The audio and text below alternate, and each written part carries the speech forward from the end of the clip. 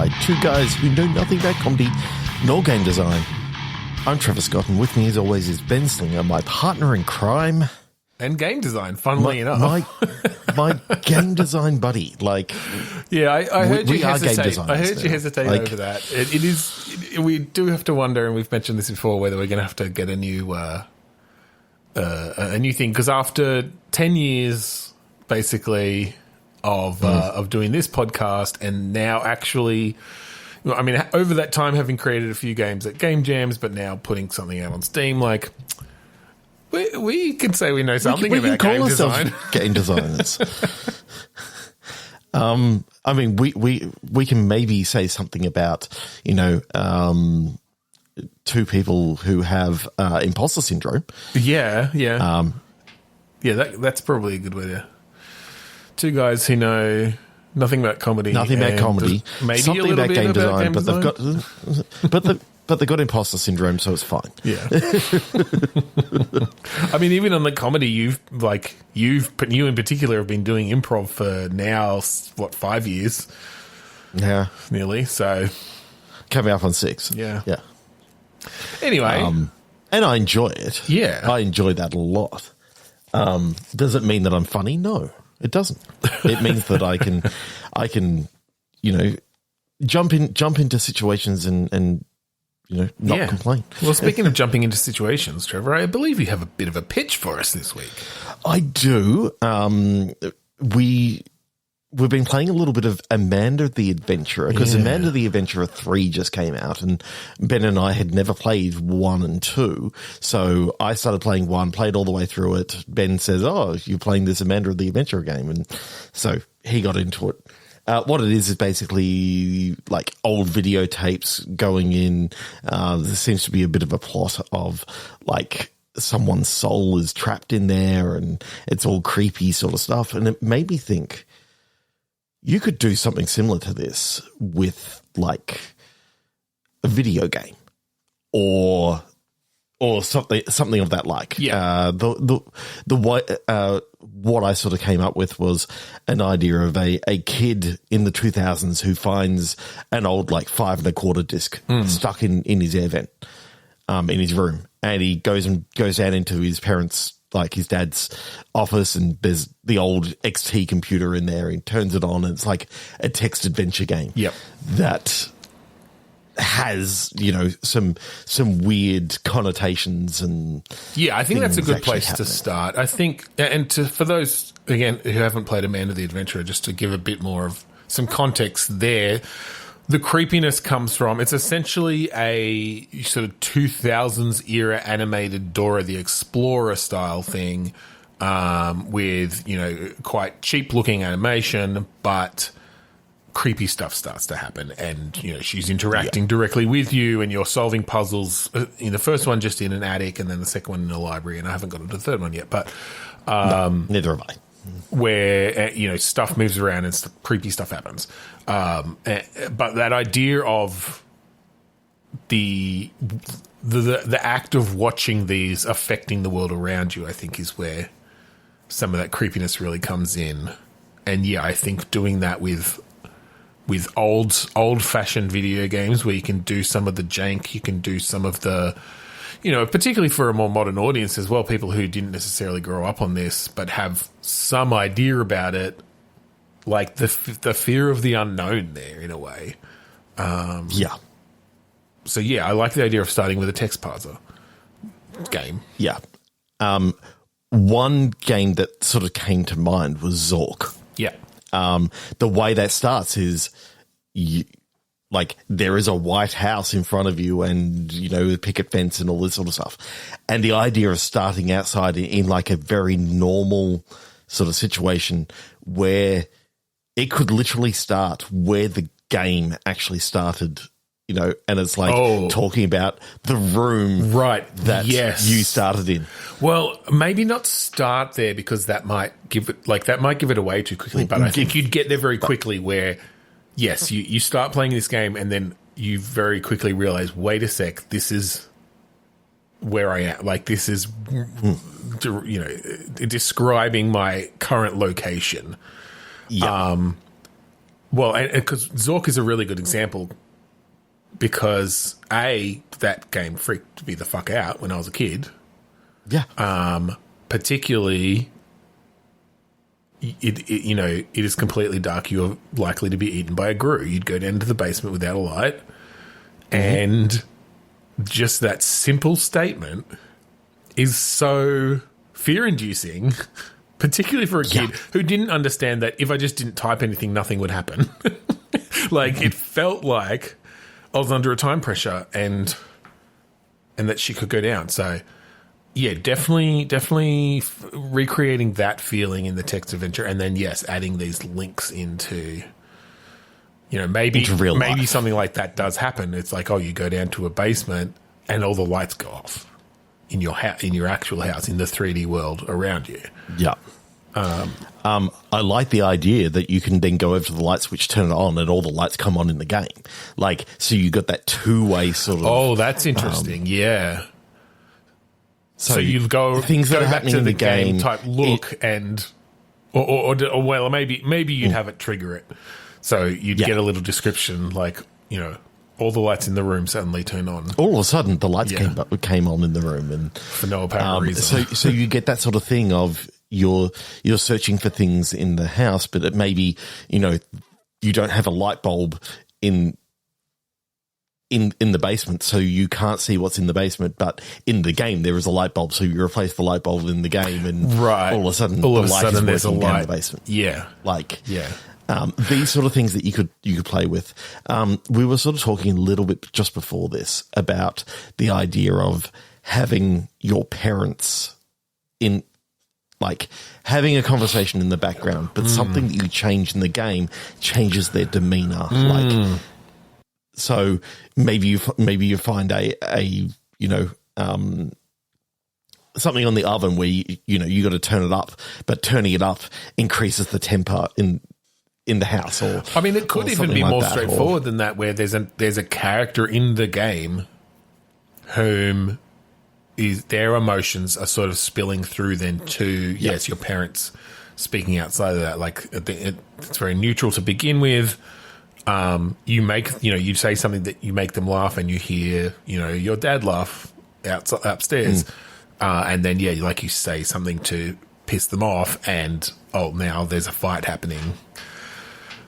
I think starting that subtle, but then making it clear pretty quickly. Oh shit! Here's what's happening. There's a link here.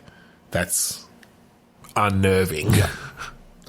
But where I was starting to think where this could get kind of cool is you aren't the first kid in your family that has found this game.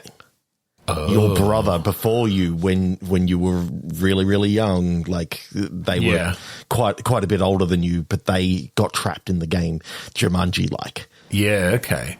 Is this a situation where they were quite a few years older and you didn't even know you had a brother? And so then, but then you start essentially uncovering evidence, like you find then their birth certificate through, obviously, again, interactions with the game, and maybe the attic, you have to look around, like that. Look around the house, look for stuff.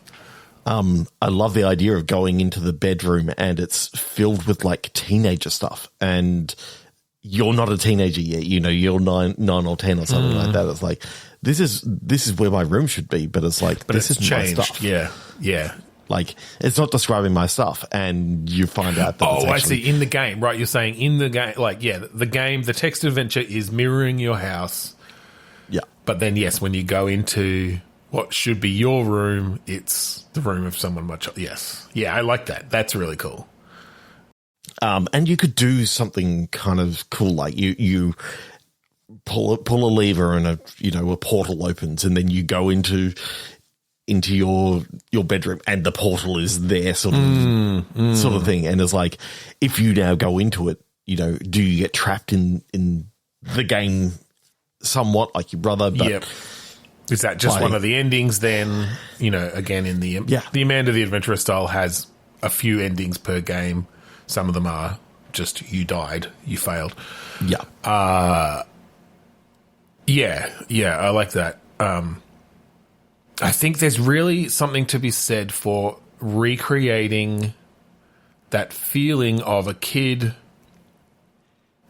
sort of like, I feel like, in these days, there's a lot more supervision of children. Like, you and I obviously both have kids.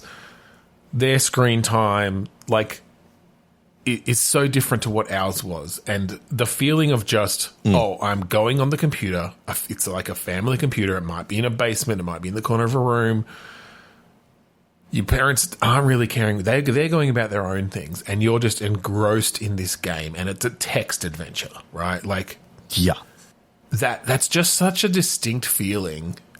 And I am imagining this, like, the kid, trying to solve a puzzle in this text adventure, and so, like, they're running around the house looking for stuff or whatever. The parents are just like, oh, okay, whatever. Like, I'm glad he's enjoying the game, but to him, like, he's.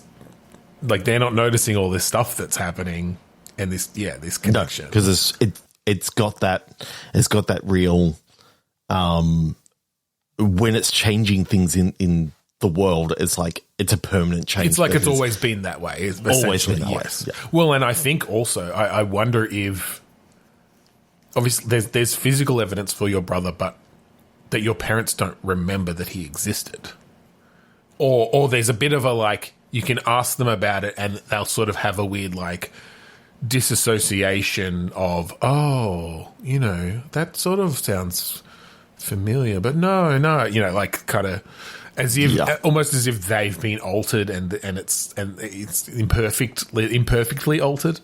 I think you could do some creepy stuff there again.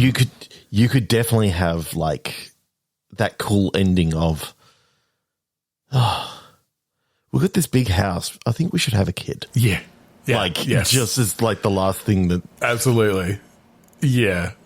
Yeah, whether that's the true ending or just one of them. I do like that. And then I think, that you and I briefly talked about this beforehand, but moving on from text adventures, whether it's in this same game or I guess in a sequel potentially. In a sequel. That, okay, now it's another type of game, and it's still obviously somewhat old school. Maybe you do like a Myst style single locations sort of thing with puzzles. Maybe you do, I don't know, like an Ultima Underworld kind of first-person dungeon crawler sort of thing or something. Or I'm just trying to think of the types of games again that engrossed us. I mean, for you and I, it was point-and-click adventures. Point-and-click adventures, you definitely had things like Wolfenstein 3D. That's I guess I'm trying to think style. Even before that, like what were the types Commander of games? Keen. Yeah, there were a lot of platformers, which I don't feel, unfortunately, really lend themselves as well to this. Although you could probably make it work if you can have some weird stuff happening. Because again, a big part of Amanda the Adventurer is the glitchiness of it. Like, it's clearly these are old videotapes.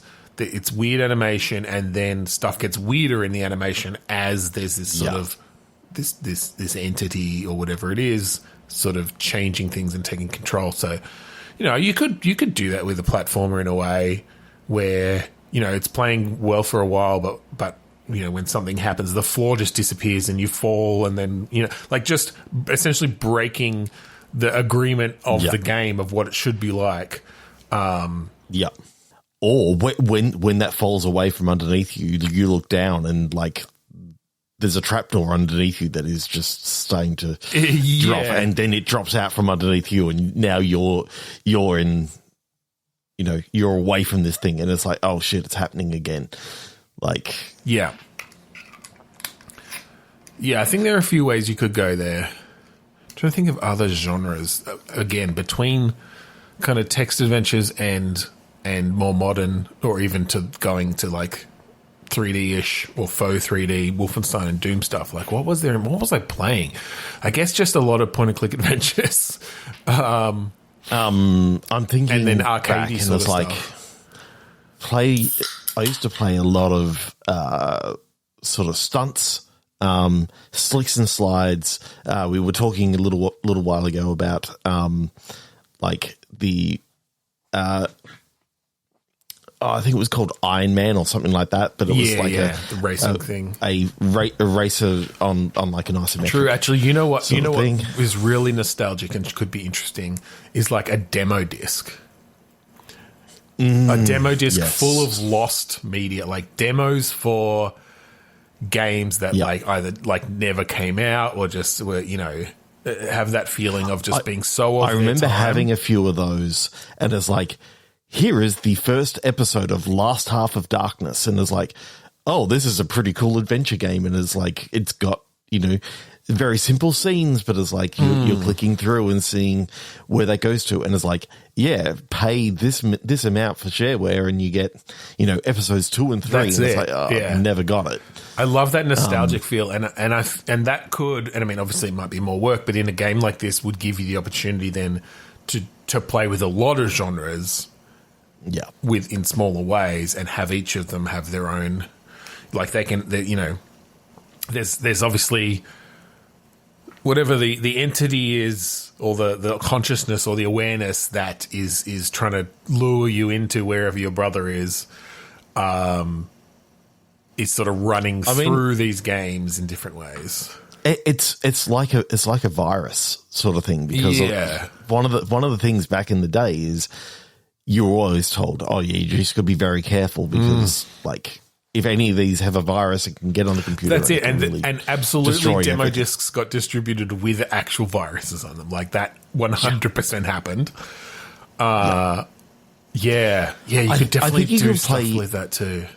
You could definitely play a little bit with like copy protection and those sort of things, because that's stuff that doesn't happen these days. But like the idea of physical copy protection, having something that came in the box.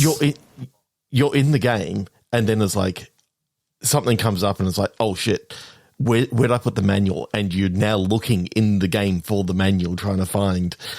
Wait, what do you mean in the game? Oh, the first layer of the game. You're actually like the first layer of the game. Yes, right. I got confused. I like the idea of having the first layer of the game, the second layer of the game, and potentially even having that come out to. The character's talking to you, the person is like, oh, go to this folder and find this PDF. Oh, like on your actual file system then. Yeah. That could, and you've got that sort of have that layers. Extra meta.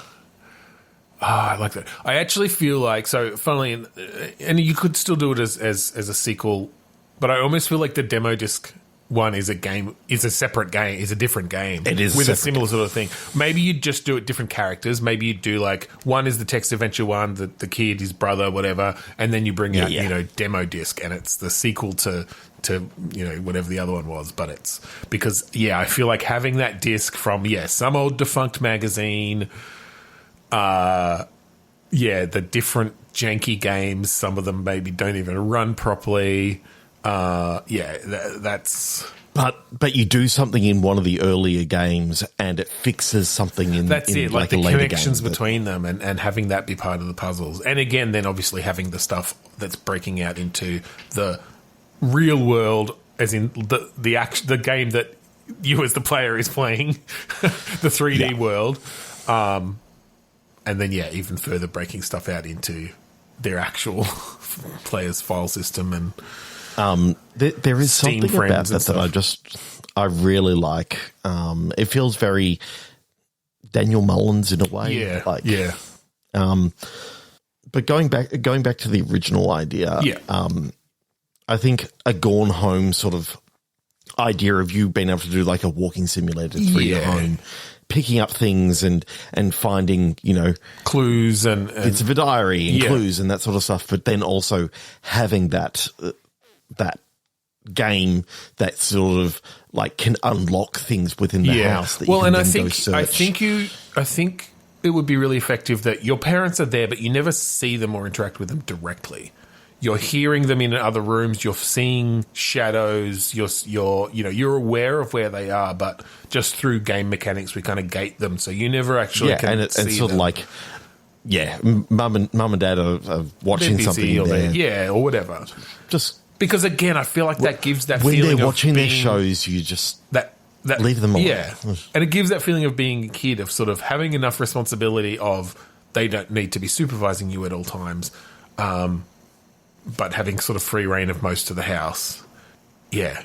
There is something about I mean, we grew up in, the 1980s. Our houses when we grew up in the 1980s were very much based on the 70s. Yeah. Because that's pretty much when our parents, they were built. When they purchased or whatever, and they were styled in that way.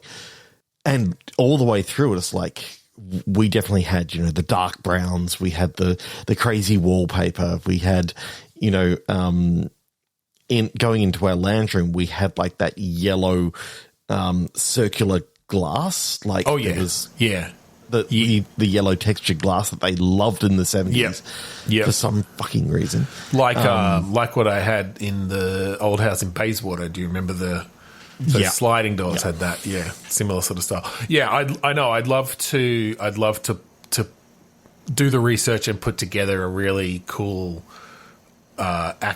somewhat accurate version. When I'm thinking about it, it is definitely more like if you could do this in more of an Unreal Engine style of hyper realistic. Yeah, I definitely. I mean, I feel like you definitely want to go for the realism. I think there are ways. We could probably do it with a Cinti thing, but no, I think you'd want to go for more realistic, even if you're still using third-party assets. Yeah, I think you'd want to go. It's particularly around the text. You might want to just blend it. Honestly, I think the textures are probably a larger part of it than the modeling. You could probably keep the modeling relatively simple for a lot of the stuff, but it's the textures, and then obviously the lighting and how the materials are working that give you more of that feel. But yeah, I mean that's totally doable. It would be more work. What I'm sort of picturing for like when you first get into the game, you show like a little video of your character sort of reaching up, seeing something glinting in the event, opens it up and pulls out a disc, and then like just having like sunbeam sort of down on the disc, and it's just a handwritten note. I was about to say it's definitely like a pirated, like it's a copied. Yeah, it is 100%. Yeah, like, and it needs to be like the game that you're playing needs to be a single name thing like Zork. Yeah, yeah, and it just needs to be. The good thing about those old sort of games is you didn't have sound, you didn't have graphics, you just had a parser, real good descriptions of what was happening. Yeah, yeah, that's it. It was all in the writing, and I mean there are so many interactive fiction writers still doing that, whether it's through more visual styles now with visual novels and stuff, or there's a lot of interactive fiction being written. Yep. And honestly, it'd be interesting to maybe tap someone in that space to help write it. Would be cool. Yeah, someone who knows knows the genre, And I suppose the other cool thing that can happen with this is because it is hitting that nostalgia quite well. Like if you got some music from bands who specialize in that sort of era, like. More of an 80s, 90s. Yeah, that'd be cool. Soundtrack, getting a few songs from a local band or something like that. Yeah, that's it. Just having them sort of droning in the background a bit. It's a radio in another room kind of thing. That would be really cool.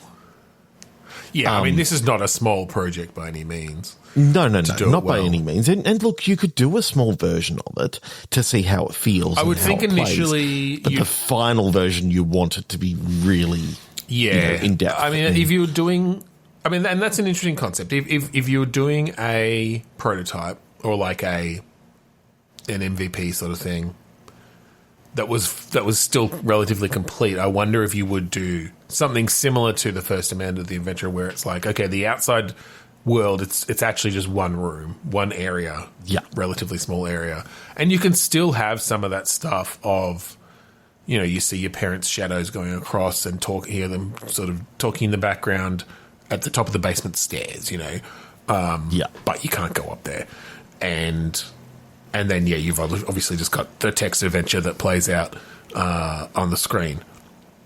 And you'd obviously you'd need to do a lot of fun shader stuff, and you want the things in the game to then be affecting the parser changes and the text color changes, or the text, the fonts change, and do they melt down the screen or whatever, like really fun stuff like that.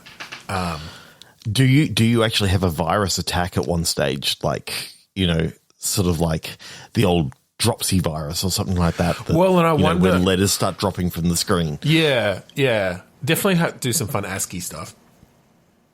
I wonder if you do it that there's a virus alert as soon as you put the disc in, almost, or like maybe not as soon as you put it in, but like you start up the game, you've got like one. You do one action, and then there's some sort of virus alert thing that comes up, and then because then you're immediately like, oh shit! Like, I found this random disc and it's got a virus on it, and my dad is going to be really fucking mad because I've screwed up the family computer. I like that, but then I it goes also away. I love the idea that you can also like do a virus scan before you load into the thing, because I think you need to have like a DOS Right. passer sort of thing. Yeah. If you do a virus scan at the start, you skip that puzzle, and it's sort of like one of those things of you knew well enough that you should actually be virus scanning. Yeah. And, like, just by doing There's a an DIR achievement there, for sure. or a help. Yeah. Like, and it skips that one little puzzle, but it's like that's only there's two ways through that puzzle. Both give you an achievement, so you can't do it in one playthrough, sort of thing. Yeah.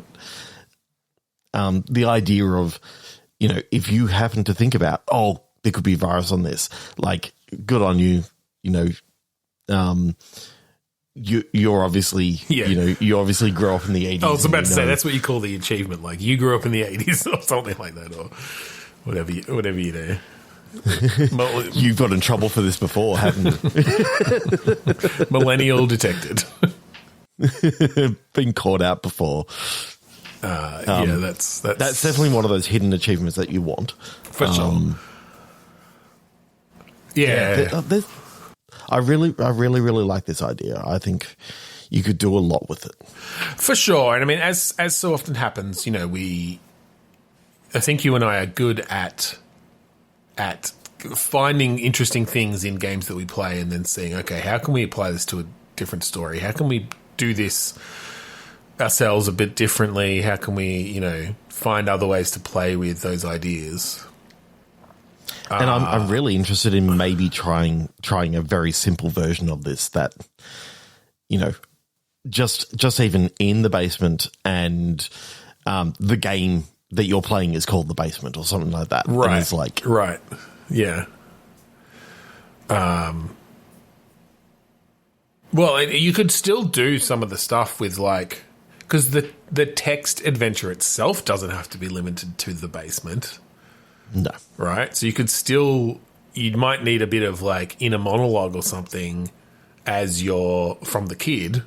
So it's like, this, this is the hallway in my house. Like, it matches exactly, to the right is my bedroom. And then you go in there, and that's when you find the brother's bedroom or whatever. You could do that without having to build the whole 3D version of it. It may not hit as hard. I know. There's something cool about you look in the air vent and you find another disc.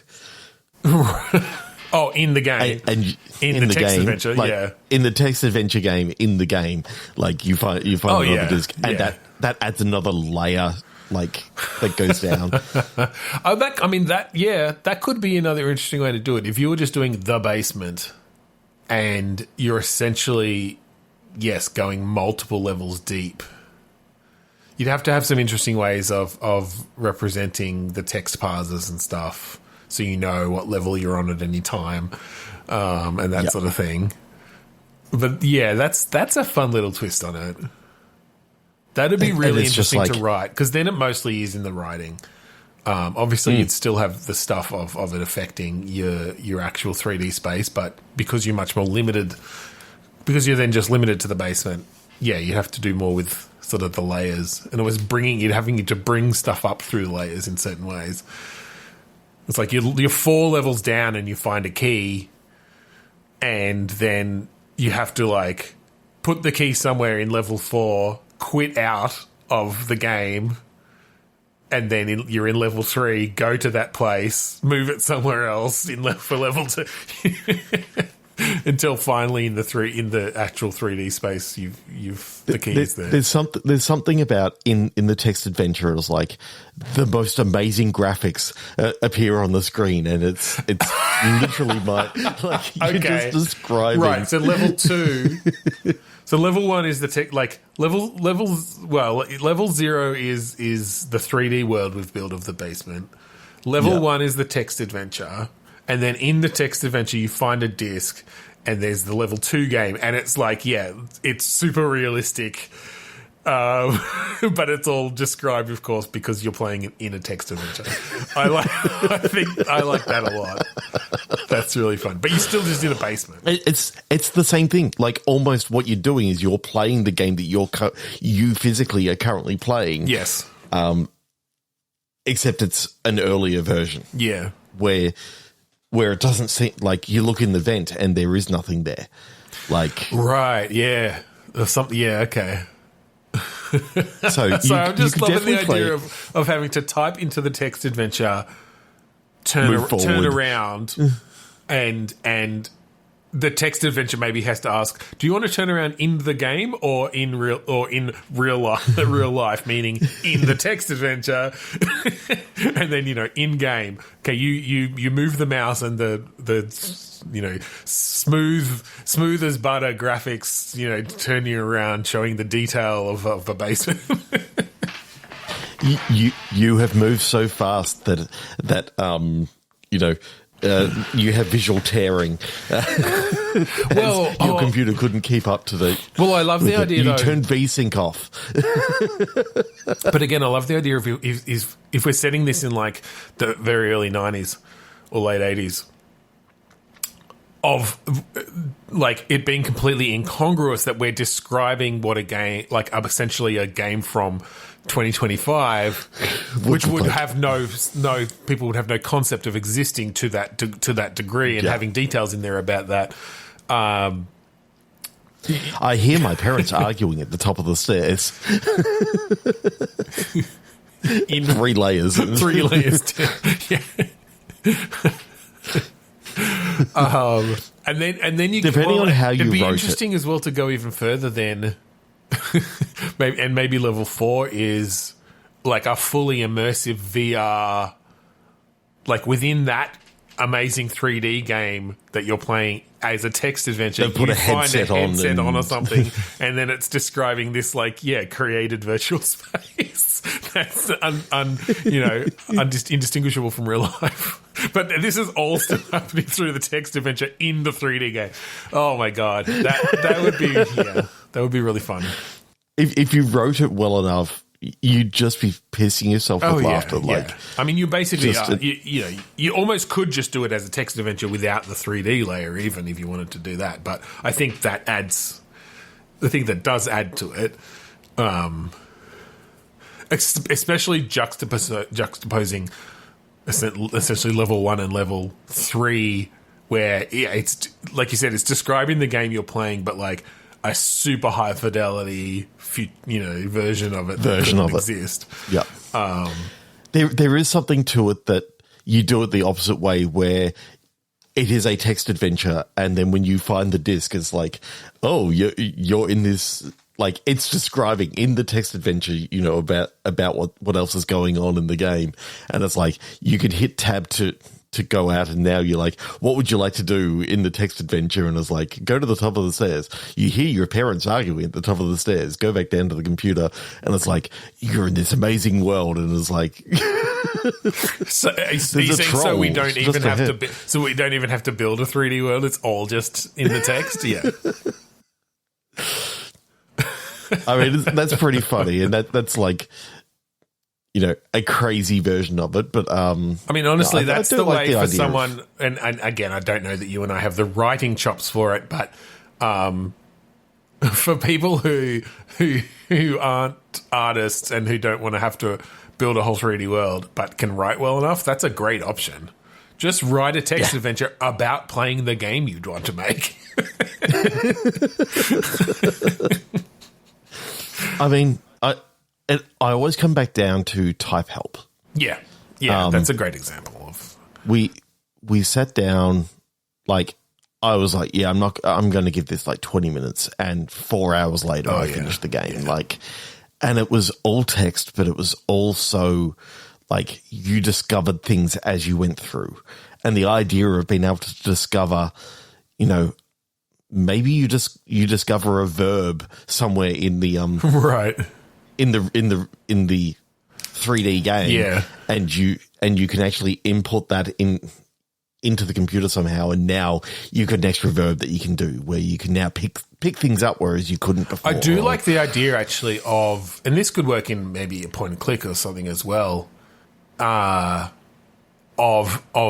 finding verbs that then recontextualize all the things, you know, all the other objects that you've already come across. It's like, oh, I've got whole new ways of interacting with a bunch of things I've already seen.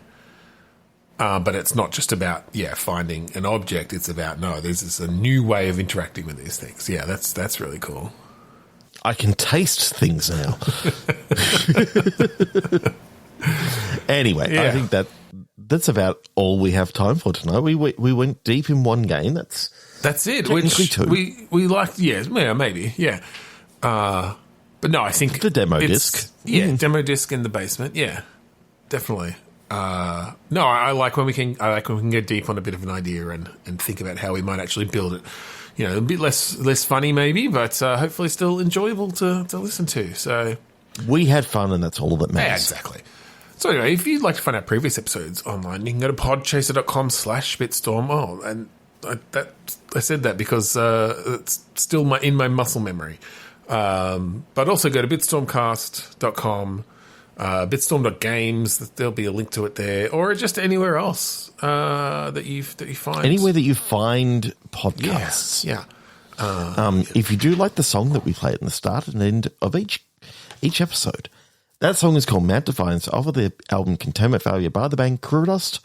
You might hear it in one of the games that we do. I don't know. We might just shove it in there somewhere, like the whole track somewhere. Yeah, like maybe. Hell, if we ever make this, the 80s band just happens to be called Crudust, and it's the whole album. All Definitely. the way through. I could see that. Just put a filter over it and have it muffled in the background. Yeah, be fun. Like a radio filter sort of thing, or something like that. Or just like through the walls. Yeah. Yeah. Cool. Right, you said all your bits. Not really. I forgot to say. And you can find it free at curudust.bandcamp.com. Right, yeah. I forgot about that bit. I forgot that bit. Sorry. That's okay. Sorry, dear listeners.